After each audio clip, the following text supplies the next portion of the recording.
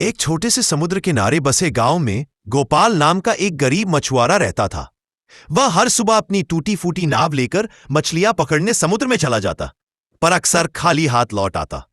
एक दिन जब वह जाल डाल रहा था, अचानक जाल में कुछ चमकने लगा।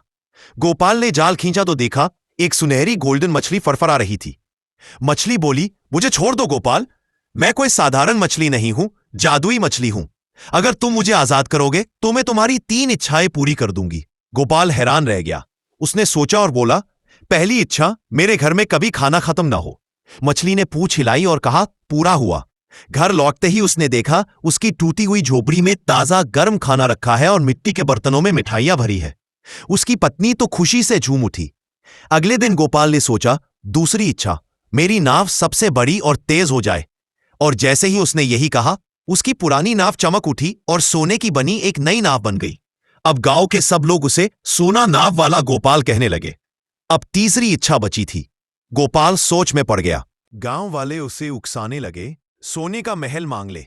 लेकिन गोपाल मुस्कुराया और बोला, मेरी तीसरी इच्छा है कि मेरे गांव के किसी भी मछुआरे को कभी भूखा ना रहना पड़े। गोल्डन मछली ने उसकी ओर देखकर कहा, तुम सच्चे दिल के इंसान हो गोपाल, तुम्हारी यह इच्छा पूरे गांव के लिए वरदान होगी। उस दिन के बाद से गांव के सभी मछुआरे खुशहाल हो गए, और जब भी समुद्र में कोई सुनहरी चमक दिखती, सब कहते, देखो, गोपाल की जादुई मछली अब भी अपना वादा निभा रही है। सीख, सच्ची खुशी दूसरों की मदद में छिपी होती है।